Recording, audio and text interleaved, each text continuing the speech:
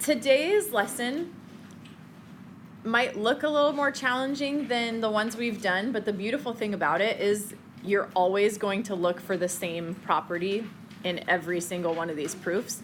And it usually comes fairly simply. So the first thing you need to know is overlapping triangles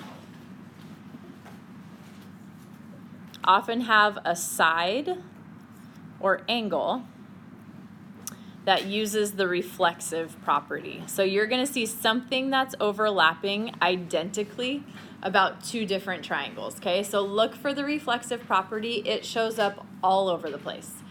The second bullet point is more for tomorrow's stuff that you're going to do. Rarely will this happen in today's, if ever. I don't think this happens at all today. But you can use one pair of triangles to prove another pair of triangles congruent. So at times you're going to have a whole bunch of triangles that are possible to use. You might prove two triangles congruent so that these other two triangles can then be proved congruent. And I'll explain more about that tomorrow. But just know with overlapping triangles, there's a lot to see. You have a lot of different triangles as options. So I just want you to get in the habit of looking for the overlap, first of all. So if you look at this first example, it says, what is the common side or angle in the two triangles? So this is really two different problems, okay? This problem on the left, you're looking for, in the triangles you see there, what is the overlap? Does anyone see it? So if I look at this triangle here,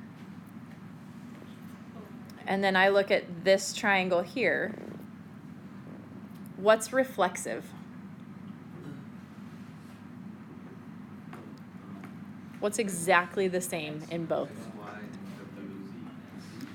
Not XY, XW, right. So in this setup, XW in the one triangle, is XW in the other triangle as well. So XW would be your reflexive piece, okay? Somewhere in the proof, if you were to do a proof of those two triangles being congruent, you would say XW is congruent to XW by the reflexive property, okay? Look at the second picture there. Forget the lettering because the lettering is not correct for this one. But if I have this triangle and then I have this triangle, do you see any part of it that's reflexive? Is there any side or angle that is exactly the same? Angle W, okay? So this angle in both of those triangles is exactly the same. So the reflexive piece would be angle W. Okay, so sometimes it's an angle, sometimes it's a side, but there will be something reflexive about the two triangles you're working with, okay? Okay, so we're gonna do two proofs and then we will be done. When it comes to these problems, you're gonna need to redraw the triangles so that you can see them separated, because that will help you see SSS, SAS, ASA, whichever theorem comes into play.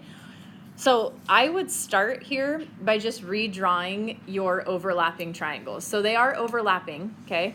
That means one of them is gonna be this triangle here. So that is, if I'm gonna draw it smaller just so we can fit it, but this would be R, S, and U. The other one would be this triangle. Oops. So this is R, S, and T. Notice what you're trying to prove. You're trying to prove angle T is congruent to angle U. Are you going to end your proof with SSS, SAS, ASA, one of those? If this is what we're trying to prove. No, right? You prove triangles congruent by those, angles or sides by CP/CTC. So most likely your last step here is going to be CP/CTC based on just the format of what they give us. Okay, so it says RT congruent to US, mark it, RT congruent to US, and then angle URS and TSR are right angles. So mark those as well.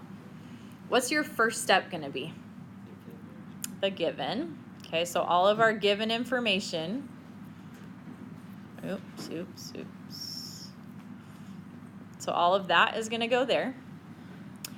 The next thing I would do if I were you is look for the reflexive. Do you see something that's reflexive in both of these? RS, right? This segment here is here and there, and they are identical.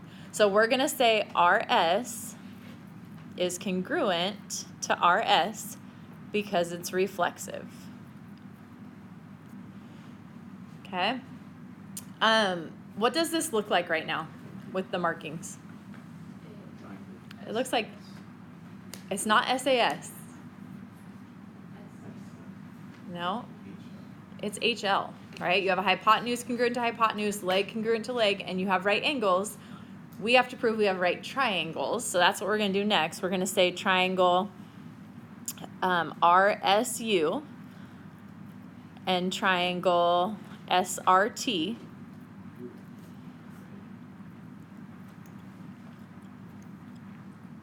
are right triangles. Do you remember what that reason is? It's the same on every single one. Definition of a right triangle.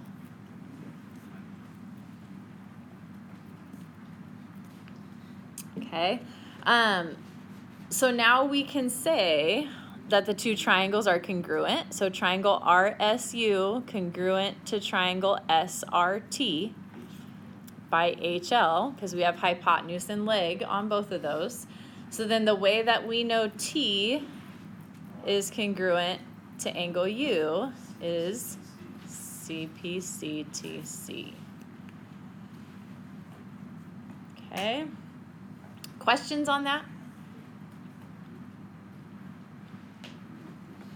All right. Second one, last one.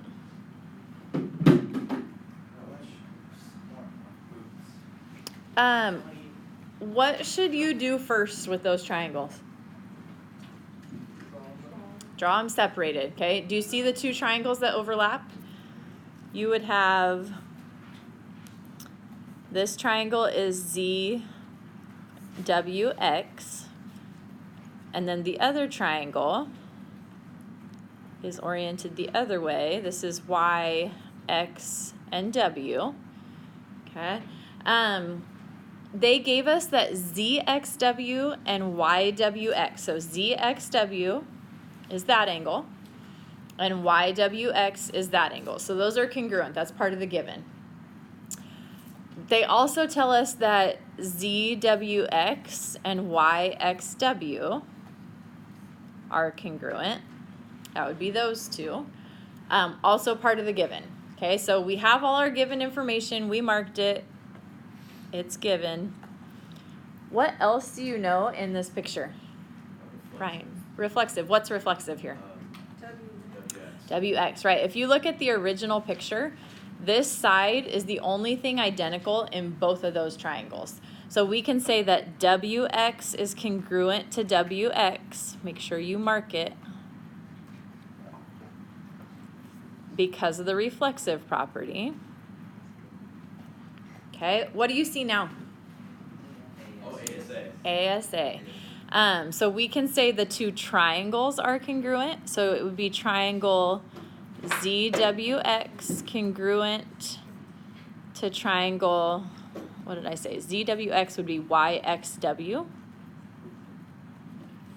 by angle, side, angle, right? Here's ASA.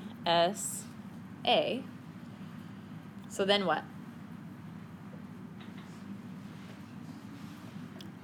Whatever they asked you to prove is always your last step, right? So ZW is congruent to YX by what? CPCTC. Okay? So today's lesson is just a bunch of overlapping triangles. Separate them, mark what you know, because then you'll see it easier what you're supposed to see. And you should be able to get there. Any questions? Okay.